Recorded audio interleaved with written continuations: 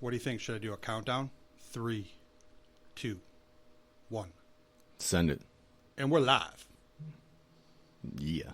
Welcome, everybody, to the Unnamed Podcast. We're going to come up with a podcast name here. To be determined. I like DD214 and chill. I do too. That sounds good. I think it's pretty good. That might be the...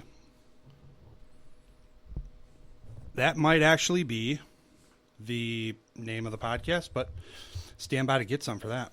Yeah. Right? We'll get some more DD214s in here. DD214 and chill. It's pretty good. And Mike did come up with that. What? What? Say what? There's more to you than just good looks, huh? No one ever accused me of being the brains here. My name is Brad Stinson, Marine Corps veteran. I served in the Marine Corps from 2004 to 2008. I'm sitting here with another Marine. Hoorah. Michael. Say what up, Mike? My name is Mike Banno. Marine Corps enlistment from 03 to 06. It all kind of ended before it started, but we'll get into that later. It's because he was a reservist. Weekend warrior. No, just kidding. I was trying to go to school. I love all the reservists, too. Mike and I have some pretty stupid but hilarious conversations. So why not put it together in a podcast? Because my first season of a podcast, the Team Brad Stinson podcast, I think it was okay. Not ever doing a podcast before, but bring somebody else in to the mix and yeah, right? Yeah, why not? You have the face for radio. Strength in numbers. That means I'm ugly. Doesn't mean you're ugly. It means you got shave, you hairy behemoth. Should rub my beard all over the microphone so they can hear it. So the purpose of this podcast is, there's a common thread or trend with every veteran I talk to. It's we don't know what's out there. We don't know what's available to us. We don't know our benefits. That's for damn sure. Don't know what we don't know. And I mean, I look back at when I was getting out of the Marine Corps, finding out what was available to me was like Indiana Jones and the Lost Crusader or whatever, the Temple of Doom. There we go. Like trying to, there was obstacles all over the place. It wasn't an easy road, even to get my DD214, that holy grail of a document that DD214 and chill. The DD214 is the most important piece of paper that any veteran can have. And I lost mine. Way to go. I know, because I'm an overachiever. Dude, I made 25 copies. I put it someplace safe, air quotes, and I forgot where that safe place was. So when my parents pass away in 20 years or so and I'm cleaning out their house, I'm going to find those 25 copies of my DD214. You put them all in the same place? I think so. Come on. Fresh out of the Marine Corps, we didn't do what we never would do what we weren't told to do. You should have left an unlocked footlocker. Yeah. So we'll be telling some stories about our time in service and just stupid, all those stereotypes that you hear about drill instructors, those ridiculous things, actions, the knife hands and the stupid sayings. They're all true. They're all true. We should make a movie about it. Frog. Yeah, that'd be pretty cool. Do you know a videographer? I do. Me. So, this first podcast is we're just going to talk about ourselves, which is very uncomfortable for both of us because we don't like talking about ourselves and what we do. And, this is not supposed to be a self-propelling type podcast where we're going to promote our business and what we do on a daily basis. We want to bring attention to all these nonprofits that are out there and all these other veterans that are getting involved in helping out other veterans that are doing some really kick-ass stuff. Yeah, that actually reinvigorated my past history with Marine Corps stuff. When I got out, I didn't know what to do. I didn't know where to go. I kind of had a really sour taste in my mouth because of the way I got out. And until recently, until I ran back and met you and ran into Ken, I just didn't even tell people I was enlisted because I was just trying to move forward. That would be retired Master Sergeant Kenneth Murillo.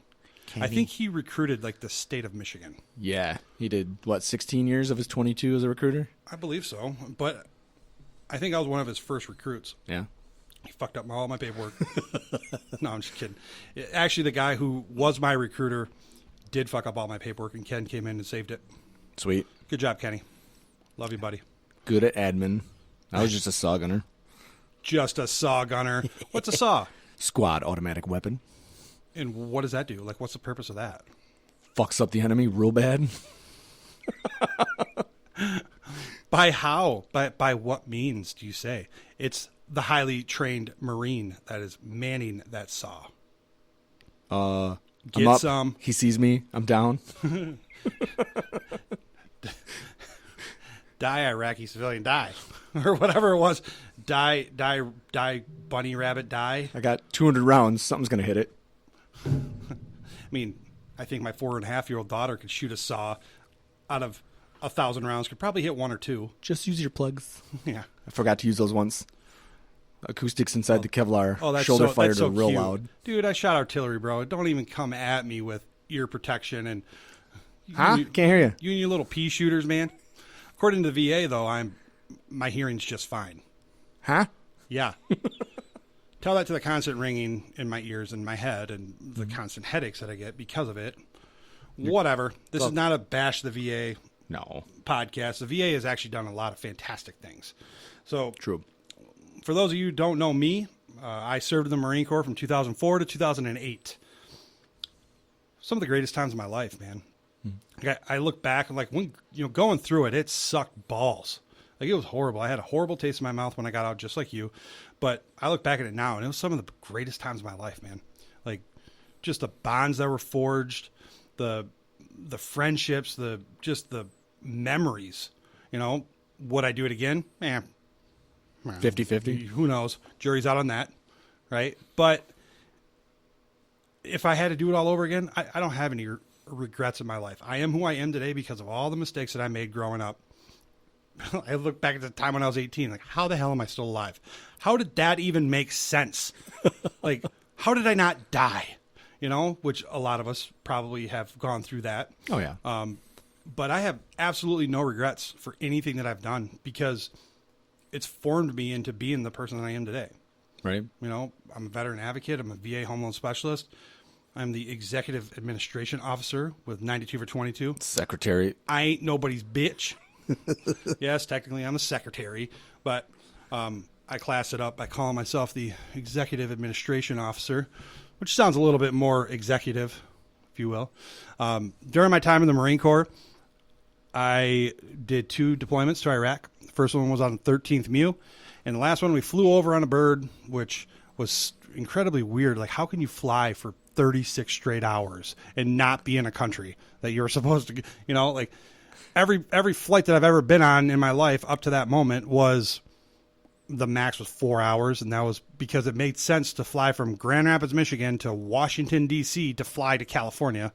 The logistics of airliners they don't really make sense to me. No. But I took a Tylenol PM, the first time I've ever had a Tylenol PM, and I slept for 36 straight hours, bro. Damn.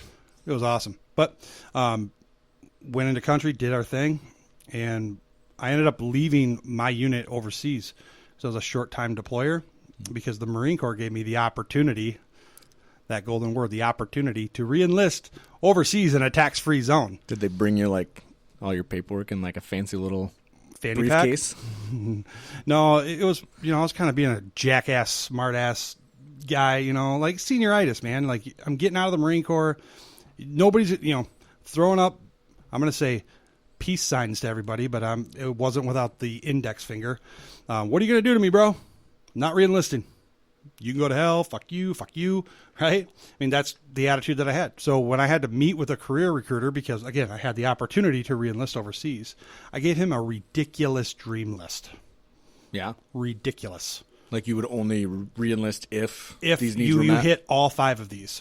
It was, I forget what it was, something like $75,000 sign-on bonus, promotion to the next rank, non-deployable for 4 years. Not 3, 4. I&I duty within 30 miles of Grand Rapids, Michigan. And I'll do it. That bastard hit all but one. Gary, Indiana. Oh, man. Gary, Indiana was where he's like, that's the closest I can get you. No deal, bro. I'm out. Close. I would have considered it. Dude, I would have Gs. crapped my pants if he would have said, yeah, man, I got all of them. Still no deal. No deal. I should have Sweeten negotiated the more on pot. my way in.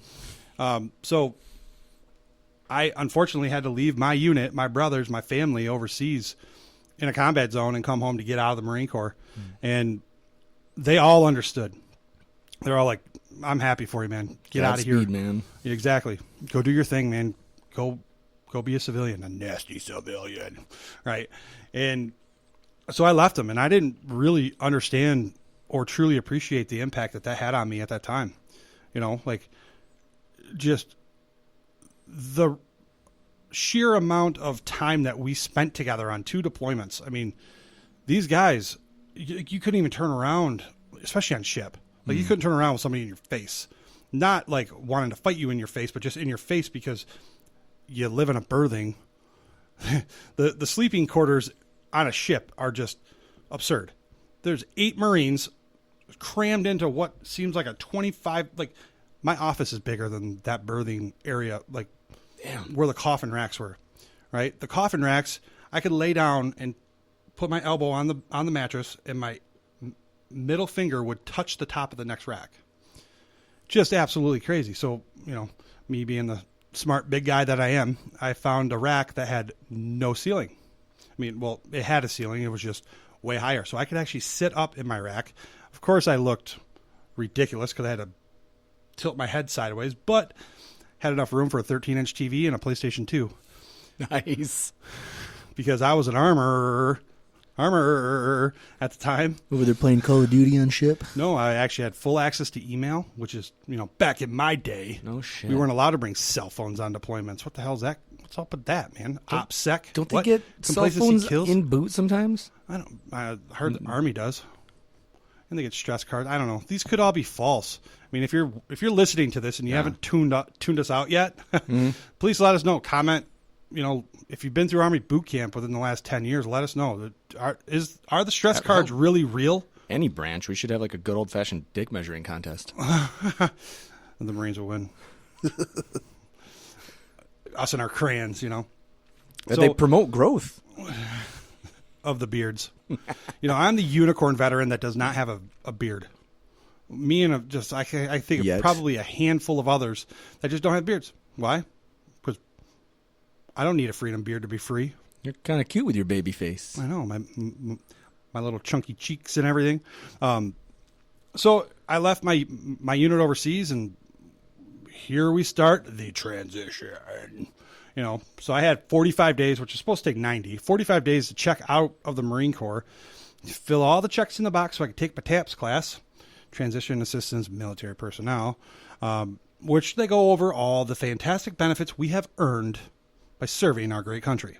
And they expect you to memorize it in 2 days? Yeah, it's death. No, for me, it was 1 day. Oh, God. It was 1 day, 8-hour death by PowerPoint taught by the VA, which super dry. What are you talking Dry. about? I'd bring popcorn. That sounds super entertaining. Dry because you didn't bring a Coke.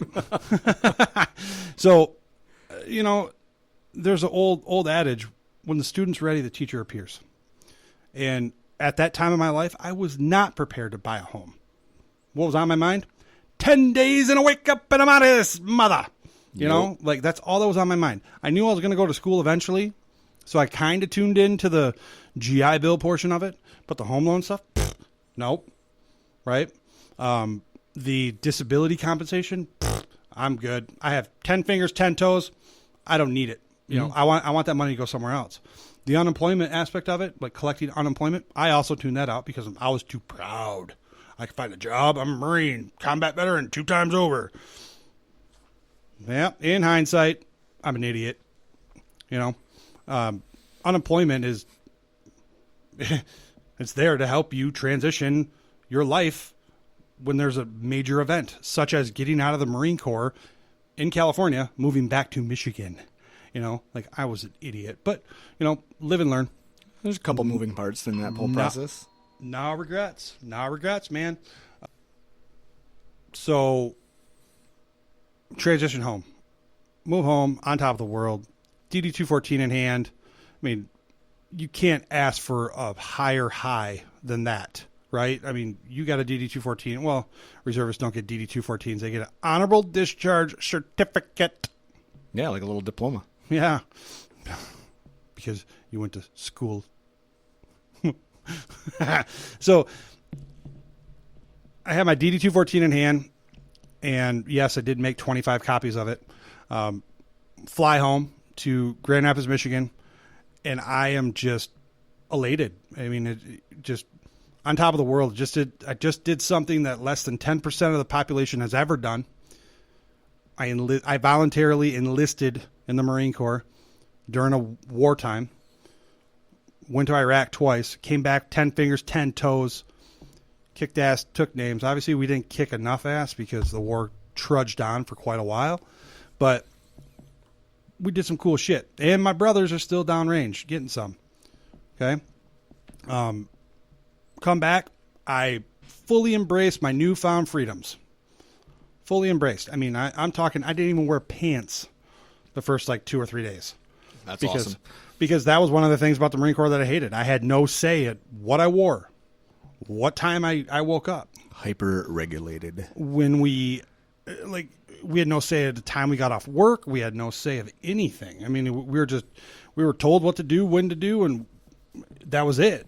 You know, if you had any question, if you questioned it, especially with my latest or my newest command that came in my last year, if you questioned it, you were martyred.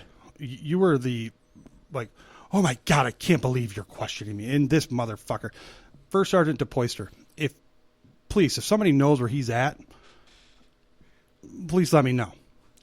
I will gladly send an invite to meet him in a back alley and beat the living dog shit out of him. He is just a piece of shit. Anyways, sorry. What if he's listening right now? I hope he is. Fuck you. He just sucked. He was just a shitty leader. You know, there's another adage, no such thing as shitty leaders. Well, yeah, right. They're out there. You know, our unit was the most dialed in unit on the entire West Coast, probably even all of America, because when we first hit the fleet, we shot over 4,000 high explosive artillery rounds downrange, testing the capabilities of the new M777 howitzer that was coming out. That's a lot of live fire. That's a lot of rounds in a short period of time. So, I mean, as a boot PFC, more rounds under my belt than first sergeants, sergeant majors that have been in artillery for 20 plus years. So who's the boot now? Smudge, right? So I get home. Pants were not an option. But Thursday comes around. Oh, good old college bar night here in Grand Rapids, Michigan. Right? Where'd you go? Well, back in the day, when I left for the Marine Corps, I was 22 years old. We would all meet at Vitale's. Always. I mean, that was just a place to go. I mean, we would just meet. We didn't even have to Nextel beep each other, because that was the times that we're talking about here. Beep beep. You know. Then Where you at, bro? Then you have some jackass that's putting you on. I think it was alert, right? So just beep over and over and over and over again. You didn't even try to beat me. You just alerted me. So it's just constantly, fuck you, man. I don't want to hang out with you now. You're annoying as shit. But we wouldn't even have to beep each other. We'd just meet up. You know, we'd all meet there at 10 o'clock. We knew that was going on. When I came back, I was 26 years old. So 10 o'clock, yep, let's ride. Can't wait to see the homies. Haven't seen them in a while. Tell war stories. And, no, at that time, I didn't want nothing to do with the Marine Corps. So I walk into the bar and just nobody was there. I'm like, what the hell? This is incredibly weird. It's 10 o'clock, right? I'm looking at my watch. I must still be on California time, which doesn't make sense because they're 3 hours behind us, so it'd be 7 p.m. I don't know. So I was like, well, screw it, dude. I'm just going to go get a drink. So luckily, one of my good friends, who's been my friend since the 5th grade, is still a bartender. He's still, to this day, a bartender at Vitale's. But he was a bartender at Vitale's, and so I had somebody to talk to. And ordered a drink from him, and dude, everything hit me all at one time, dude. I damn near had a breakdown, man. Where is everybody? They're 26, man. They've graduated college. They're buying homes, having babies, starting families. They're in their career fields. Therefore, they're not at the bars on Thursday nights. They're at home sleeping because because I have to wake up for work the next day, right? And I just did something incredibly badass, right? Just got out of the Marine Corps, honorably discharged, and I'm having this breakdown, like, what the fuck did I just do? Did I just waste 4 years of my life? I'm so far behind these guys. Like, this sucks. I made a horrible mistake. And I'm sitting there drowning my sorrows in booze. You know, like, and my buddy, the bartender, comes over. He's like, "Hey, what's wrong?" I was like, I couldn't even, like, talk to, like, I don't know. Something's not right. You know, like, and then I started thinking about it. My brothers are both out of the house. You know, when I left, my youngest brother was starting high school. Now he's graduated. He's up at Ferris State University, living in the dorms. My other brother bought a house. He's no longer living at home. So me, 26-year-old Marine Corps veteran, moving back in with my parents. I'm the only child. I'm the oldest of three. I'm the only child living at home. I don't have a fucking job. That's got to mess with you for sure. So it's like, what? And, you know, I tell that story because there's so many veterans that have gone through that. And there's so many veterans that get stuck in that. You know, they feel like there's no getting up from it. Like, life is beating them down and it's holding them. Well, I was in that rut for like 9 months, maybe even longer than that. Maybe it was a year. I don't know. My dad will probably say, "You're still in the rut." But, you know, I started noticing things that I was falling back into the trends and patterns what made me leave in the first place. You know, just the excessive drinking and partying and just being reckless, you know, which chasing that adrenaline high, I guess, if you will, you know, even more so now because, you know, any combat veteran can tell you your adrenaline needle is pegged for months upon months, the entire time you're deployed, because fight or flight. Oh yeah. Right. I mean, every day we left the wire, which is going out on patrol. You know, I'd have that conversation with myself. 24 years old, 24 years. Been a good ride, no regrets. You know, like being okay with dying, coming to terms with your own death. Like it wears you out, you know? And when you come back home, your adrenal glands are so messed up that it's almost like they just stop producing adrenaline. So you're just lagging and you just have to fight with every ounce of your ability just to take one step.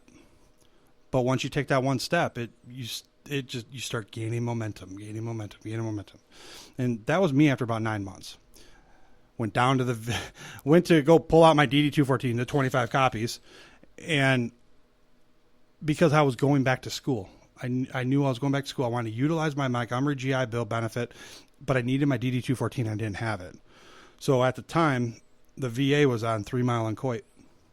My parents lived at 4 Mile and Coit, so literally 1 mile away. And it still took me an additional 3 months to muster up the courage to just walk into that place. Right? Because that's the mindset that we were all in. You know, if I found out somebody was a veteran or they served in the Marine Corps, it's like, whoa, run, tuck tail, and hide somewhere. It's like colors playing. Every time you got caught outside with colors playing, you run and hide inside. Oh, shit. The PX is open. Let's go. You know, because nobody wanted to stand there at, saluting the flag because it's just annoying, right? When we're in. Come on. Yeah. That's honest to God truth. Oh, yeah. 100%. Jeez.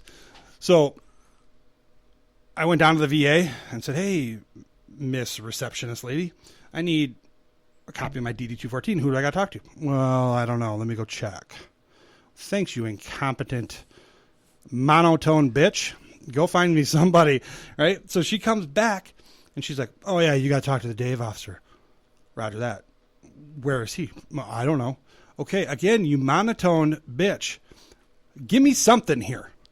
She's like not helping me. And she's like, I think that's one of the problems with the VA is they hire employees that just don't understand or they don't care. They're so burnt out that they're like just complacent with everything. They just don't give a shit. Yeah. Right? So because I'm a persistent jackass, I'm like, "What do you mean you don't know?"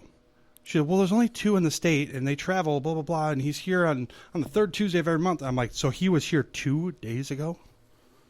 She's like, yeah. It's like, okay, is he coming back next month? She's like, yep. It's like, okay, do you have a time? She's like, let me go check for you. I'm like, so he's only here once a month, and you don't know the fucking time that he's here? Really? So it was from 8 to 12. First come, first serve, too, I'm Yep. sure. Hurry So up and wait. I show up at 7:45 a.m. because that's what us Marines do. And I was like number 35 in the line already. Oh, God. I'm like, holy shit, this is going to be a long morning. So I went back to my parents' house and took a little nappy poo on the couch because why am I going to sit there with all these other veterans and I don't want to hear their shit? Whatever, I'm good, right? Yeah, you kind of So isolate sometimes. So I after come that. back at like 10 or 10:30 and I still had to wait till 11:30 to see him. And I walk into what appears to be a janitor's closet, and he doesn't even turn around to look at me. I'm talking to his back, okay? While he's typing on the computer? Well, no, while he's doing something. I don't know what he was doing. So I'm telling him that I lost my DD-214 and need help getting a certified copy. And he's like, And I get done talking, and he goes, doesn't even turn around yet. He's like, anything else? I was like, nope. So as he spins around in his little office chair, he rips off a piece of paper and hands me archives.gov. You need to go here to request your DD-214. I'm like, you son of a bitch. Why doesn't anybody know this? Why doesn't the front desk lady know? Why does that stubborn mule not know this? Right? Like, this is so frustrating. So about 120 days later, I received my DD-214 and I was able to enroll in fall session of school and, still like meandering through life, just nothing really brought me joy, what it all boiled down to is I didn't have a sense of purpose. And that's what I've found over the last 2.5 years, is sense of purpose. And it all has to do with the fact that I was able to purchase a home using my VA home loan benefit, putting zero money down. It reduced our out-of-pocket expenses in half, 50%. Yeah. Because my now wife was getting ready to start the RN program, registered nurse program, and she wasn't able to work because it's intense. So I was the main breadwinner. I was working at Planet Fitness at the time. They paid peanuts and Cracker Jacks, and because of this fantastic benefit that we've all earned, I was able to purchase a home. And the day that I purchased that home, I didn't do what normal homeowners do where they take the keys and they go and they open up the door, they carry their wife across the threshold. No, I went straight to Home fucking Depot, bought an American flag and planted that shit in the middle of the yard. A Marine lives here. Like, I became super prideful to be a Marine and what I did and what I accomplished. And it really helped me understand the badassery that just, and I hate to say that like that, but I mean, that's true.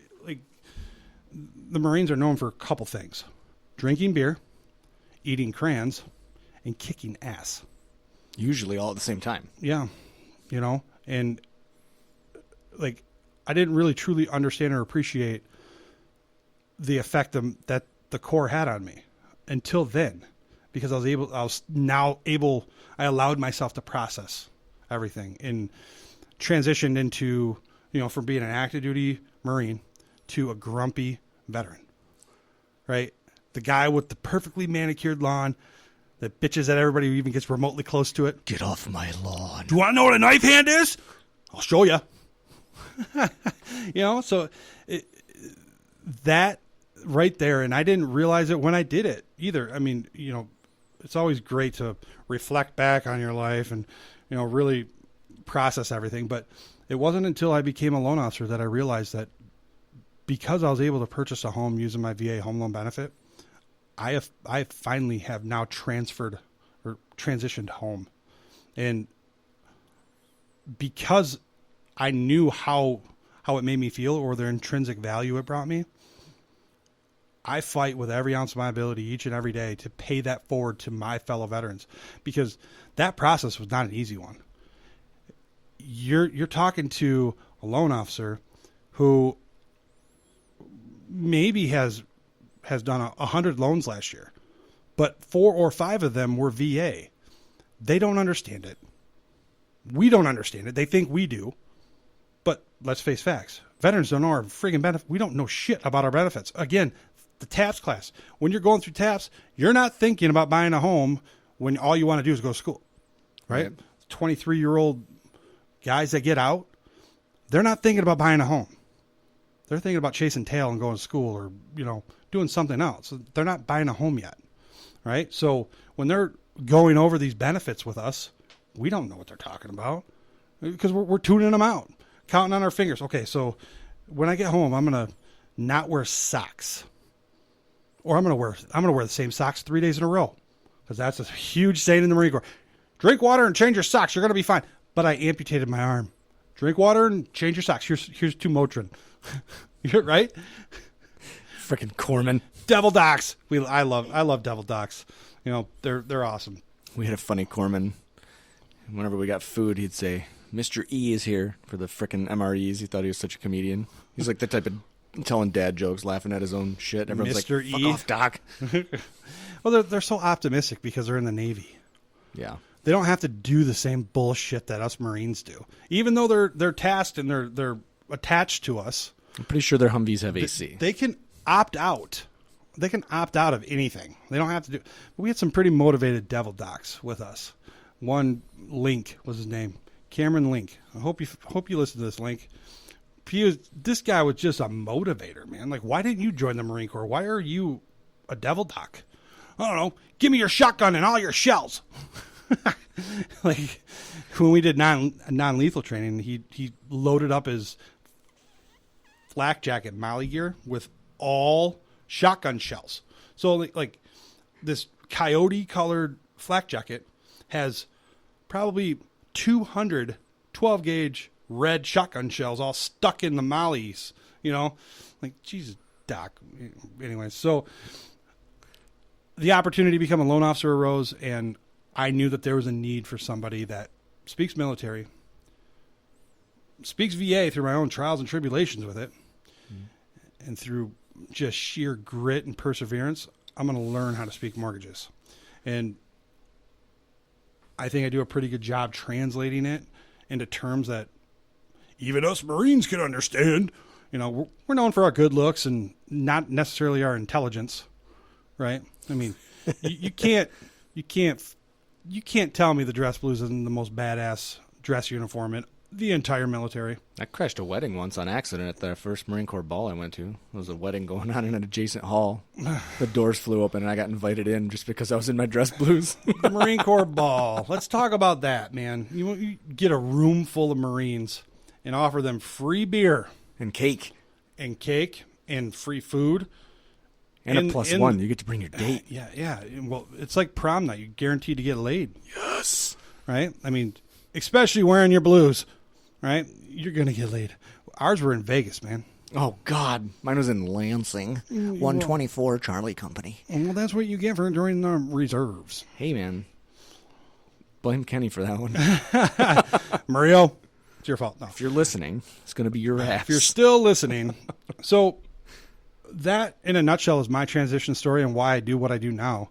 I know I talk quite a bit, but my story is a little bit more elaborate than yours, Mikey. You got a lot of chunk to yours. Mine was, I tell people, like, the too long didn't read version is it was over before it started, which I'm understanding now because I did what you did. I transitioned away and I had a really sour taste in my mouth because I was joined a reserve unit so I could try to go to school. Started falling in love with my passion for photography, which is what I still do today now, 15 years later. I'm in for 3 years. We are just about to get activated, and I had been slowly experiencing a nagging, terrible pain. If anyone has sciatica issues, you know exactly what this feels like. I ended up having a bulging disc, L5S1, which is the lowest lumbar disc in your back. If I rotated my neck upwards and left, my right leg would hurt. Almost like you're trying to touch your toes and you can't reach and someone's pushing on you anyway. Excruciating, uncomfortable, pins and needles, just gross. So I finally get an MRI because I was just trying to be a hard ass and rubbing dirt on it. And Did you change your socks and drink water? I should have had the Motrin. Here's some Flexerol. I would have, yeah. Let me tell you about Flexerol. I got about 300 of those at home. I should just flush them down the toilet. Over-medicated. I finally go get an MRI. And they say, yeah, your disc is protruding and pinching your sciatic nerve. So they show me the film. I'm like, well, now what? Well, you need surgery. So here I am, 22 years old, in the best shape of my life. Were you, though? Yeah, I look pretty good. I was like, I came out of boot camp at like 170 pounds. We're My not parents going to didn't even use recognize me. We're not using your mom as a reference here.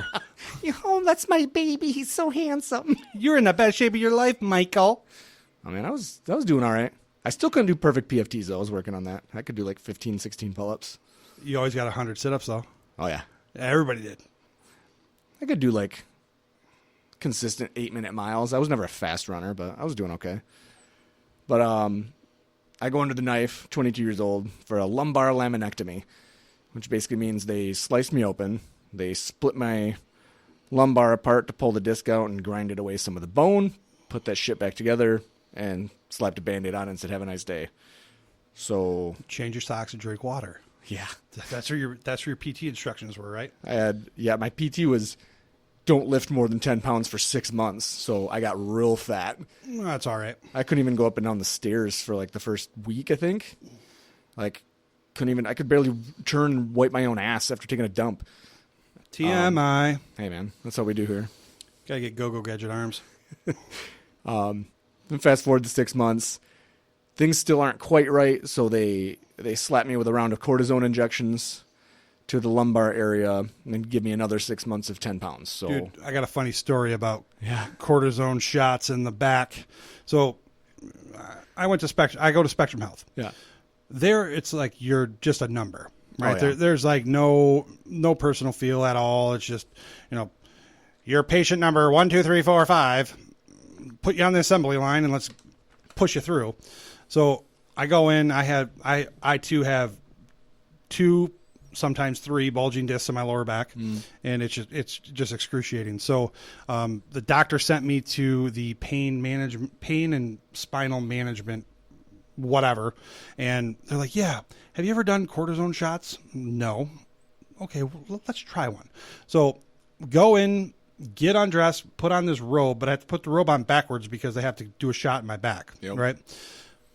Not wearing underwear. Okay, so naked as Jaybird underneath this gown. You're welcome, America.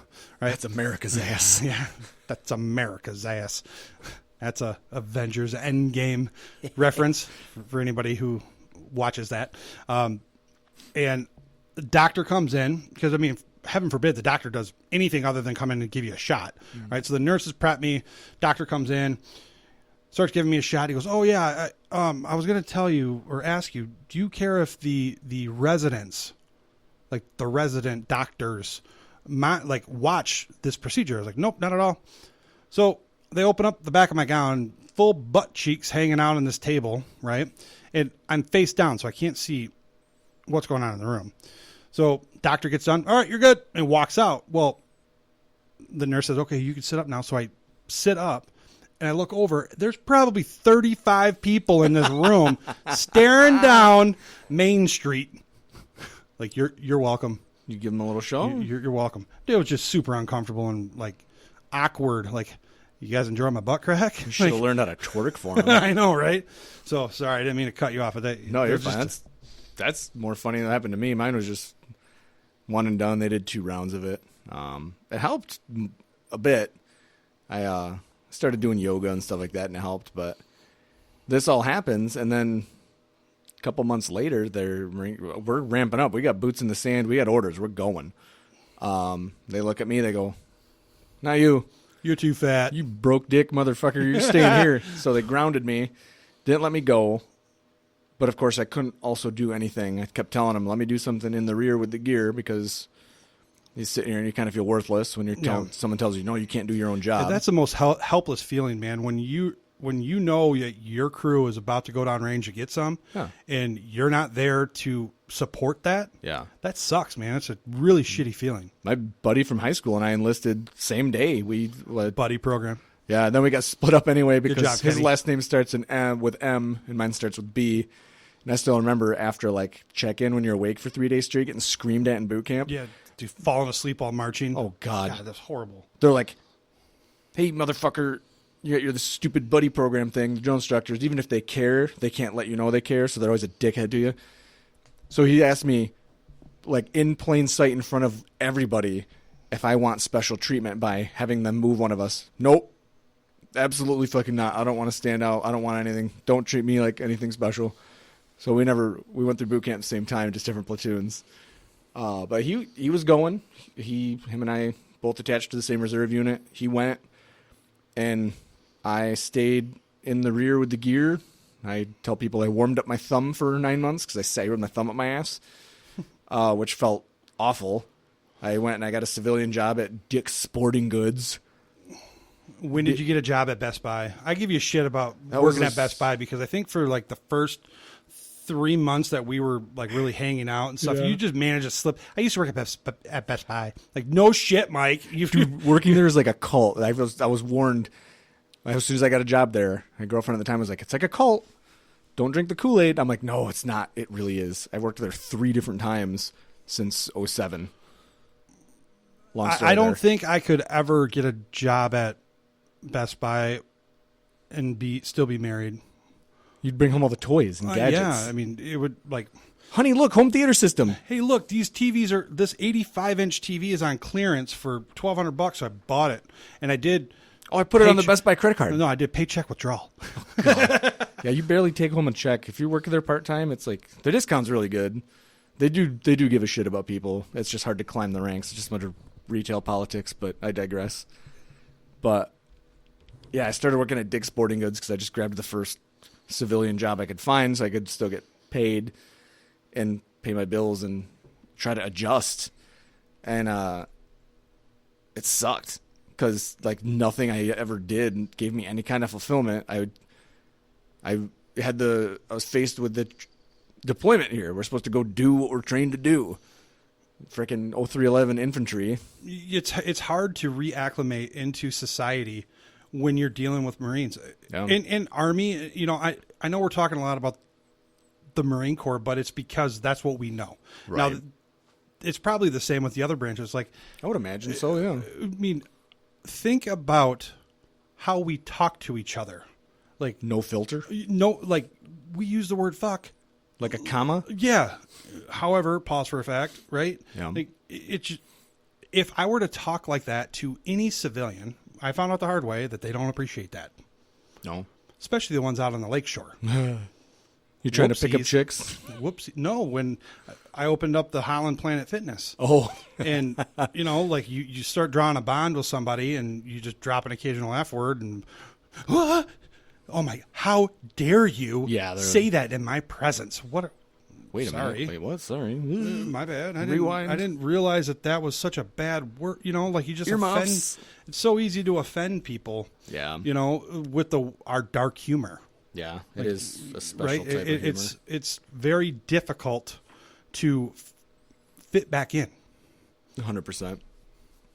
And so that's what you were struggling with. Yeah, and I honestly didn't realize that I struggled with these things when I struggled with them until, like, fast forward, I haven't seen or heard from Kenny in 13 years. Randomly, my buddy Adam's going to buy this treadmill off of Craigslist, or no, it's Facebook Marketplace, and they just threw just small talk, blah, blah, blah. He says Marine Corps. Adam says when. He puts 2 and 2 together and realized that he was doing recruiting when I enlisted. He somehow still remembered me. I don't know how. Probably because I needed like 2 different waivers to even get enlisted. So I made him One of jump them through being the ASVAB. No. I actually scored high enough to go do the other job I was trying to do. But they didn't offer it as a reserve in the state. Well, after I hurt my back and I realized I wasn't getting deployed, I sat around and I had done some research realizing that there's an entire MOS for photojournalism. You didn't watch Full Metal Jacket before you enlisted, bro? Well, I did, but And you didn't connect those dots then? hey, man, not then and there. But You're a special kind of stupid. while everyone, hey, you told me I was smart for an 03. I rescind. Damn it. I did some research and realized I could go do this job. I would just have to go active, which is fine. So I'm doing some research. I'm thinking I'm going to have a proper conversation with someone when everyone gets back. I think I got my discharge certificate the same week everyone got back. They basically said, we can't change your job code because we're active, because we're going, but we can talk about it later. I just they pushed me off to the side, hurry up and wait. Oh, of course. Of course I did. So here I am thinking I'm going to stay enlisted, and I'm not. So I was in and out in 3 years flat. So that's why when people would say, oh, thank you for your service, I didn't know how to respond. I was like, I didn't do anything. Say thank you to Josh Muncie, who got fucked up and took 2 7.62 rounds and almost died. He lost his kidney and his spleen. The guy in front of him died, Castillo. I still remember these guys' names. And they went out and got some, and they earned it, and they, through all the blood, sweat, and tears, they did the things people say thank you for. And I don't know how to adjust because I sat here and I couldn't go do my job when they did. But you were willing to. I was, and in my mind at the time, it was. It's a hard pill to swallow, man. I completely get it. Like, how do you say thank you for your service? How do you respond to thank you for your service?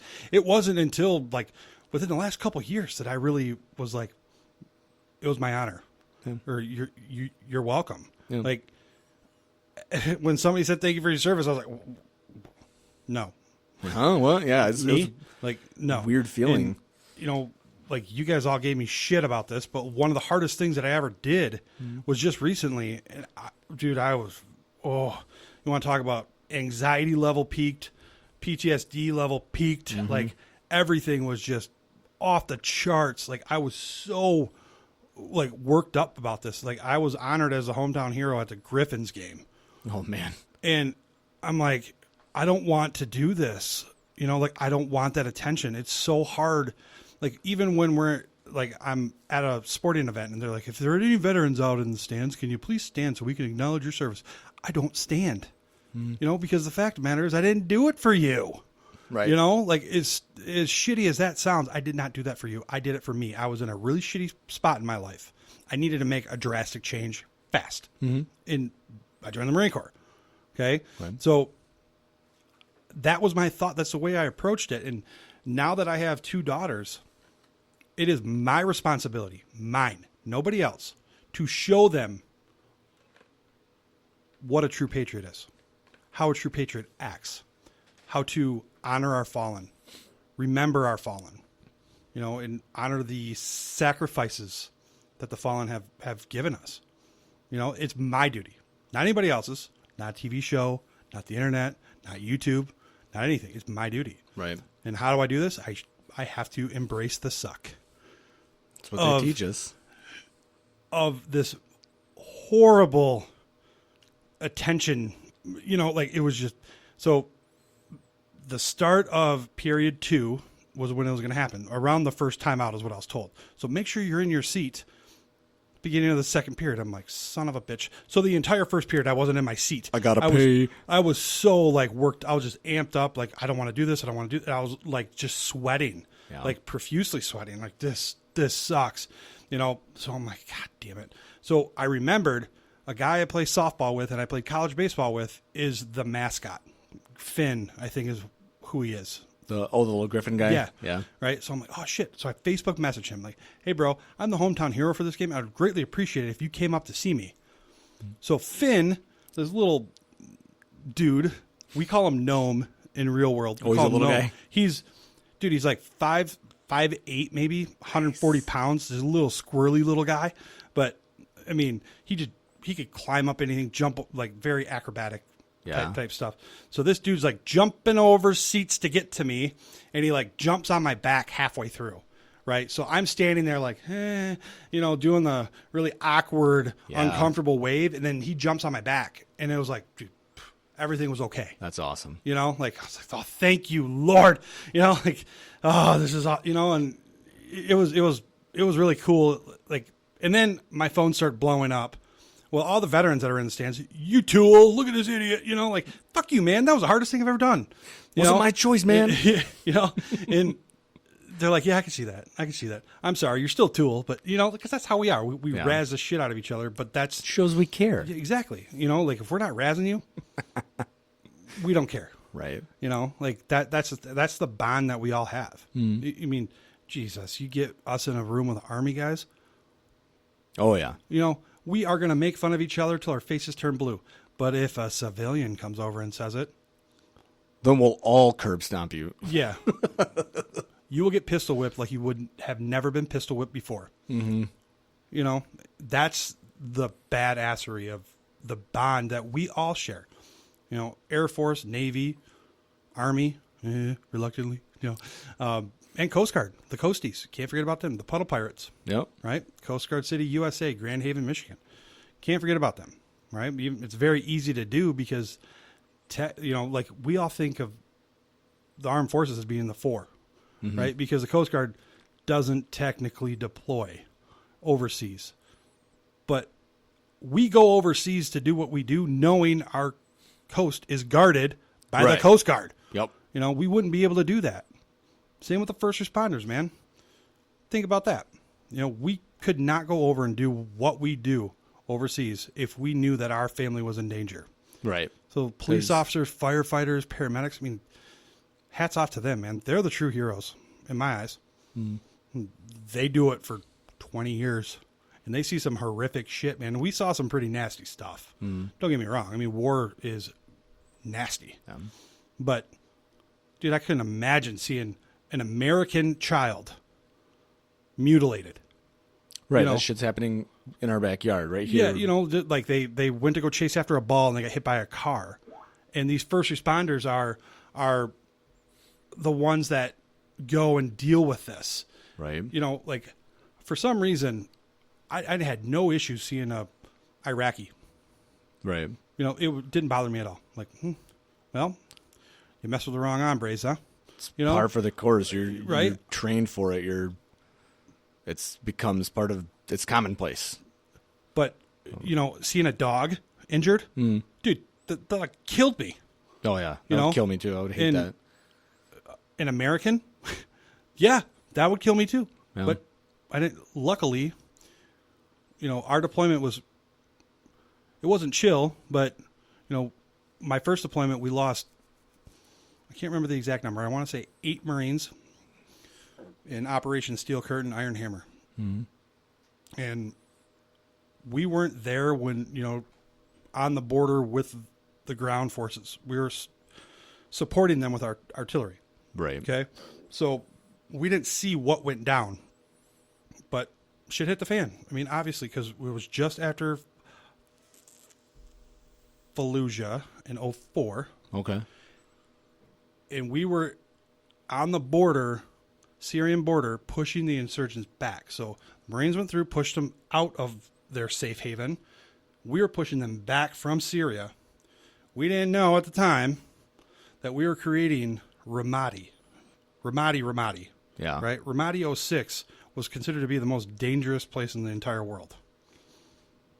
And that's where a good friend of mine, Andrew Paul, team leader, teammate, good friend, him and his SEAL team went into Ramadi and they got some. They got some big time. Guys like Chris Kyle, American Sniper. The most prolific American sniper, prolific sniper to ever live. Right. Right. Who was tragically killed After nonsense. he got back. Nonsense, man. It was by another Marine too. That's the worst part. Right. Like, fuck, dude. Why are you gonna do the Brotherhood wrong like that, man? I know. That's one of the things I'm trying to get my feet grounded with, so then I can propel myself forward and help you guys out with. Because part of reconnecting with Kenny and then meeting you, finding out that you guys are part of this nonprofit to be able to help veterans that are struggling with things. Like I didn't see the combat. I don't think that I identify as having any kind of PTSD because my back fucked up and I didn't deploy. But for the freaking people that have, they gotta have something to lean on. And it's each other. Right. It's us. And you said it before. We're stubborn. We don't know our own benefits. We don't want to be in the spotlight. It's harder. It's the hardest damn thing in the world to open the door and say, "Hey, man, can I get some help with this?" Like, we don't want to be in the spotlight. We don't want to. It's very ask for help. It's very deflating. Yeah. To ask for help on something that we perceive the public thinks that we know. Yeah. You know, like it's very embarrassing. You know, a lot of people don't want to talk about their time in service. So why are they going to go to the VA and say, I need help? Right. You know, imagine if there was a mentally fragile person who walked in and encountered that same Debbie Downer bitch that I did. Mm-hmm. I don't know. Hey, what if that was the last stand? What if that was their last line of, maybe I need this help, and then they couldn't get it because someone didn't care about their job enough to do a little bit of research and go 2% extra more effort to help someone find out when the Dave officer was going to be there, you know? Yeah. And, you know, like, even before I went into there to get my DD-214, I threw my back out and I couldn't stand up playing softball naturally, right? As one does. Yeah. I threw my back out, couldn't stand up, I could barely walk.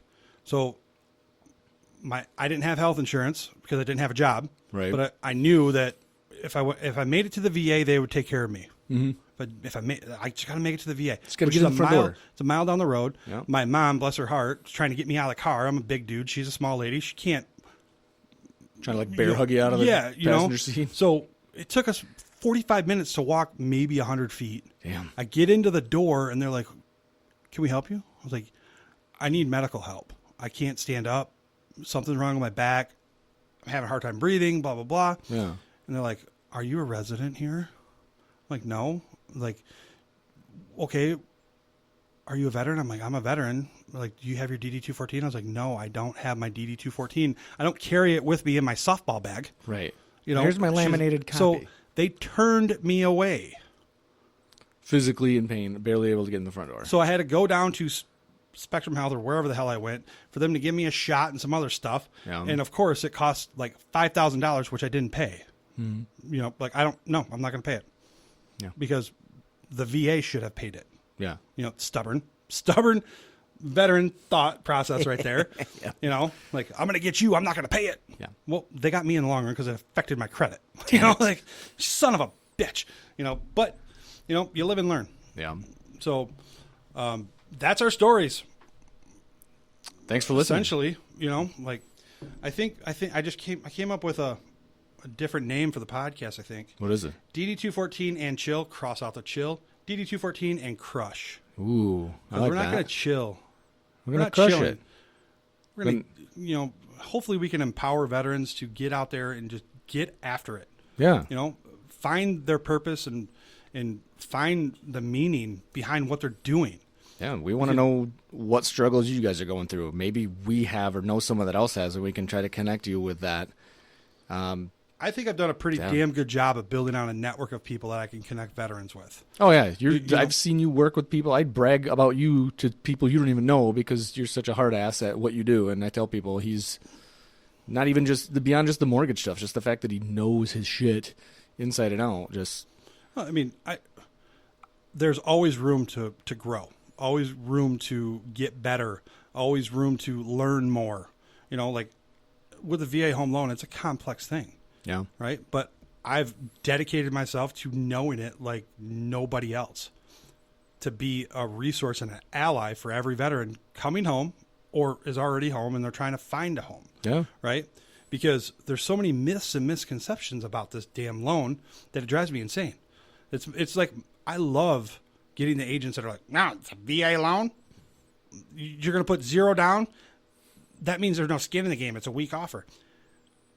Hey, Mr. Listing Agent, don't you think I earned the right to put $0 down when I was sweating my balls off in Iraq? No shit. What were you doing, buddy? Sitting here getting fat on your commission checks. You know, like, it just because we don't have to put a down payment down does not mean we're a weak buyer. Right. Here's the stats directly from the VA Lender Conference, and just overload them with data. You can't dispute the data, period. You know, so DD-214 and crush. DD-214 and crush. You know, like it really does do you wonders finding that purpose, finding that passion, finding your reason why. What makes you get up in the morning and your feet hit the ground and everybody around you says, oh shit, he's awake. That's what I'm hoping for. Every morning I wake up. Yep.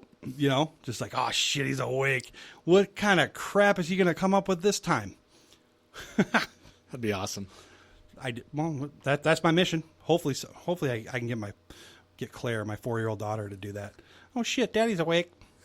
She's now saying fuck, which is, I probably should watch my language. I do a pretty good job toning it down around here, but the minute I start talking to you or Kenny or Fritz or any of the Marines or veterans in general, like all bets are off. Just you can't.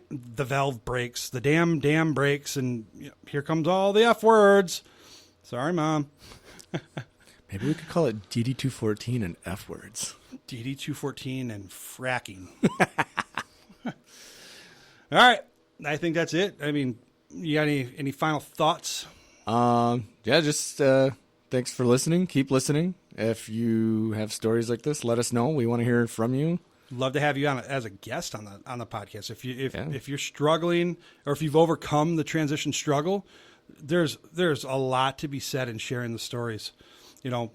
There's so many people are influenced by outside things, right? So if a veteran hears your story and the struggles that you went through, they could relate to it. Yeah. And that could help them out. They might not even know they need the help until they hear you saying the things that they're going through, because we're not going to go ask for the help. But if we happen to hear it from someone else who's willing to sound off and share it, that might mean a lot to someone. So like Jocko podcast number 121 with Jake Schick. Yeah. Marine Corps veteran. Iraq, he lost his leg and part of his right arm. He now is the president of 22 Kill, which is a national nonprofit organization for PTSD veteran suicide. Mm-hmm.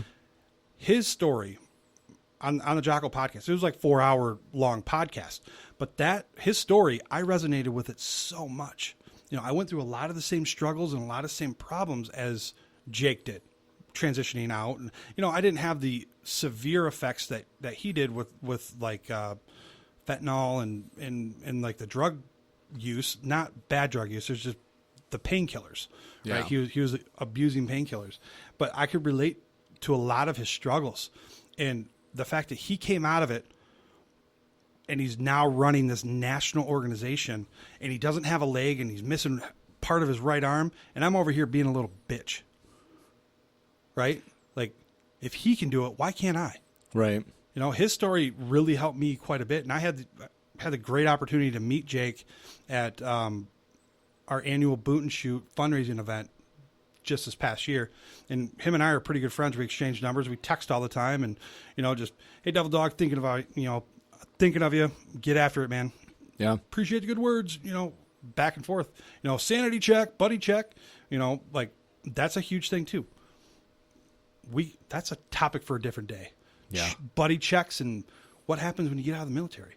All of a sudden, everybody's dead to each other. Yeah, it's weird. Like, oh, you're getting out of the Marine Corps? Fuck you. Yeah. You're dead to me. Thought you were going to be a lifer. No, I'm not going to be a lifer. Because of First Sergeant DePoister, please, somebody, find him. Let me know where he's at. Get that guy. Roll call. Yeah.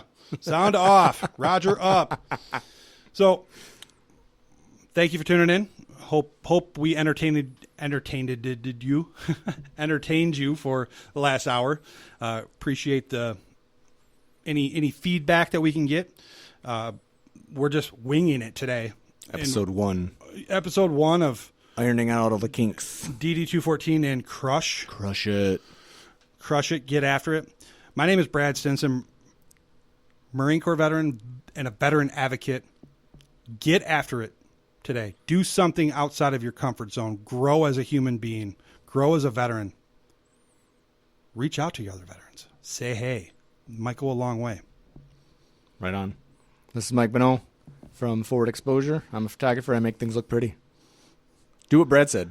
Reach out. Get out of your comfort zone. I grew a lot as soon as I realized it's okay to kind of exist outside of what you're comfortable with. It's okay to fail. Yeah. Absolutely. If you're not failing, you're not trying. Fail forward, man. If you fuck fail something greatly. up, you're doing more than if you just sat on your damn couch. All right. Semper Fi, brother. Semper Fi. See you next week, man.